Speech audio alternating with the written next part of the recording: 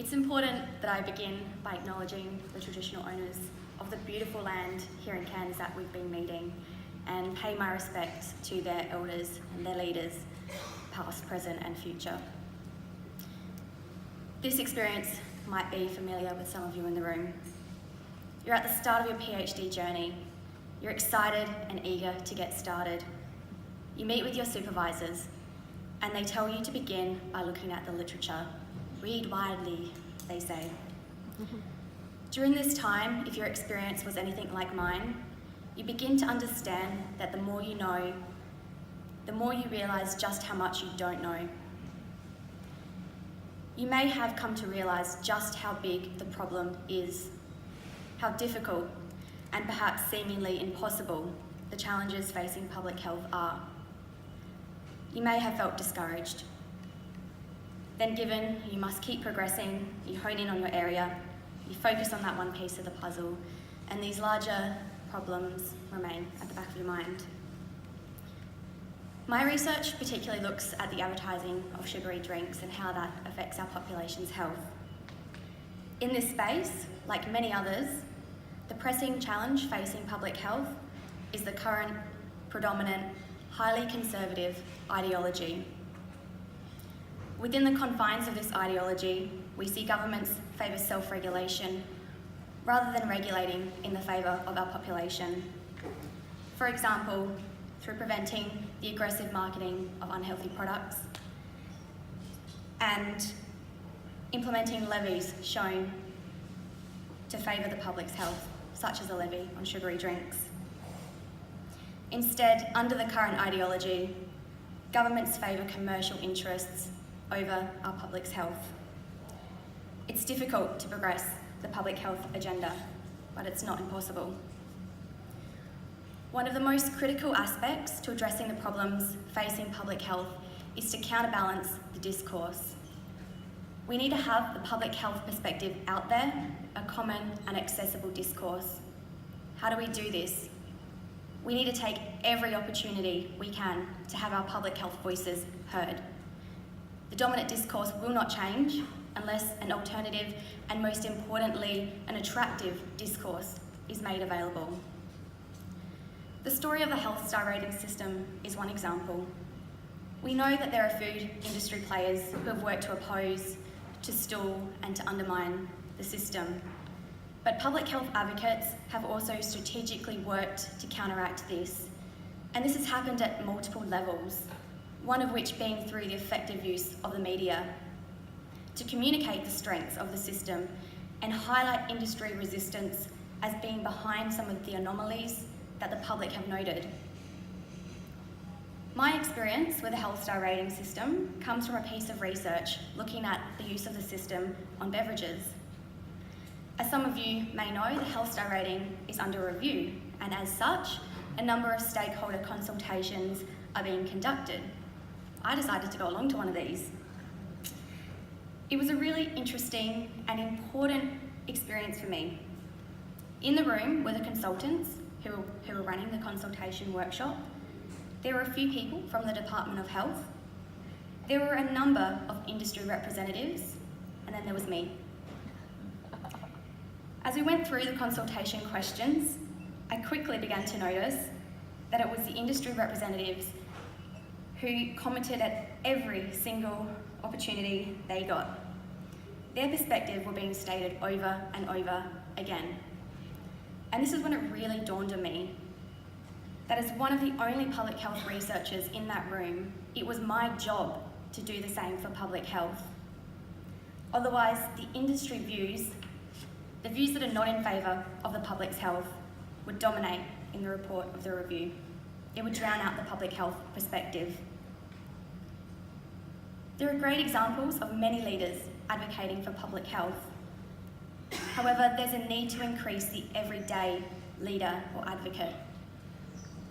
We often think of leadership as this big, noble thing, and we can lose sight of the importance of everyday leadership.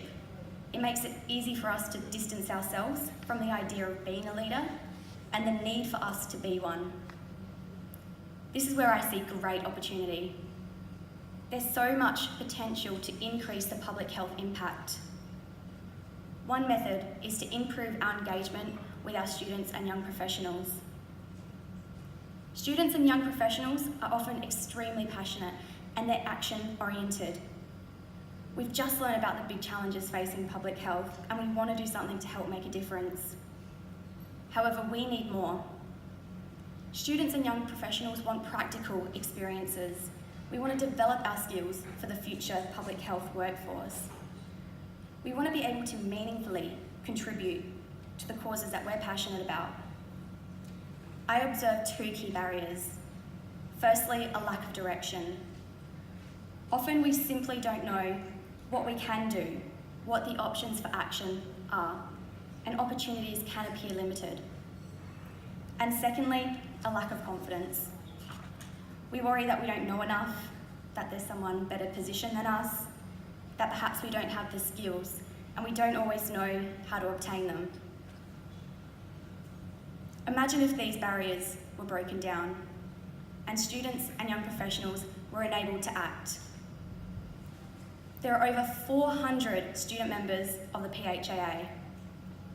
400 people who can be everyday advocates for public health. These are people who can contribute to the public discourse to counteract the unbalanced views that currently don't favour public health. In fact, they're the influences that undermine public health. This is where the idea of the PHAA Students and Young Professionals in Public Health group came from. The concept is to find a better way to engage with students and young professionals, to help guide and to connect young people to the resources they need. It's an opportunity to build confidence, to encourage us to have our voices heard, to foster the determinants to create everyday champions for our cause. We have this network. Look around here in this room. It's here, it's now. We have this opportunity and we need to be using it. Students and young professionals in the room. You may feel like you're not sure how you can get involved. You might be nervous to approach someone to ask. You might worry that you're not experienced enough or you don't have anything to add. My advice to you, see the PHAA and the Students and Young Professional group as an opportunity. Harness these networks. Put yourself out there. You have nothing to lose, but you have so much to gain. Allow me to reassure you from my own experience. If you put yourself out there, you'll be surprised just how rewarding it can be, just how many doors can open. And I'd like to share just one of my own examples of when I pushed aside my nerves about approaching a senior public health professional with what I had worried would be a silly question. At the World Congress on Public Health in Melbourne last year, Michael Moore gave a motivating keynote during which he urged young professionals to be more engaged. He suggested that room needed to be made for up-and-comers to lead, that as young people, we needed to kick the oldies off their pedestals. His words, not mine. I remember feeling inspired and motivated. I'd long believed that there was a huge opportunity for impact in engaging young people. But I felt there was an unanswered question. How? How do we do this? I didn't really know Michael then, and I felt too nervous to approach him and ask. So my question was left unanswered. I had the opportunity to hear Michael speak again not long after the Congress, and again he touched on the need for young people to step up into leadership positions. He gave the example of the World Federation of Public Health Associations, who had newly appointed Thomas Piggott as a young professional representative on their board. In that role, Thomas was leading a students and young professional working group who were dedicated to addressing the needs of students and young professionals in public health. Again, I felt inspired and I felt motivated, but the how was a remaining question. I had known that this was happening with the World Federations, and I had known that some other associations were doing the same. So I specifically wondered, are we in store for something similar here in Australia? What's the PHAA doing about this? This time I plucked up my courage and I pulled Michael aside to ask him, "Now when you have a question that you worry is going to be a silly one, what's your biggest fear?"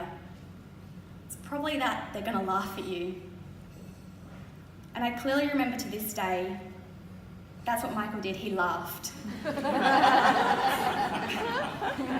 But luckily, he wasn't laughing at my idea. He was laughing at himself. He told me it was a brilliant idea. His only issue with it was that he hadn't thought of it himself.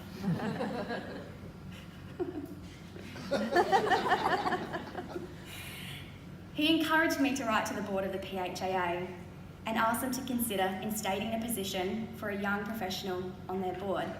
That was my how. And with his encouragement and the support of my local PHAA branch, I had the confidence to do just that. We now have a position for an early career professional on the board of the PHAA. We have dedicated students and young professional working group who are looking for ways to engage and support young members of the PHAA. Looking back, I can see that what was a seemingly small and potentially silly question turned out to have quite an impact and lead to great opportunities. In the same way that Michael encouraged me with the direction of how, this group aims to see that students and young professionals in public health receive this same support for their own causes. Young professionals and students, we're not just leaders of the future. We are, we can be, and indeed we should be leaders of the present. Thank you.